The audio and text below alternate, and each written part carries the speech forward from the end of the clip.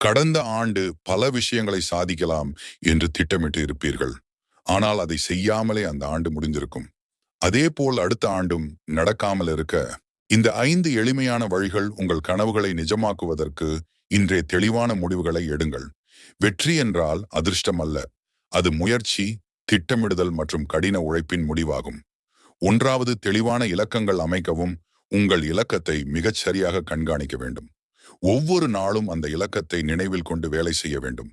இலக்கமில்லாத வாழ்வு திசை மாறும் கப்பலுக்கு சமம். நெடுண்டாண்டின் நேரத்தை நல்ல முறையில் நிர்வகிக்கவும்.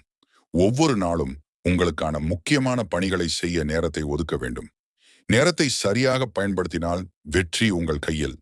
3வது, சிறிய வெற்றிகளை அனுபவிக்கவும்.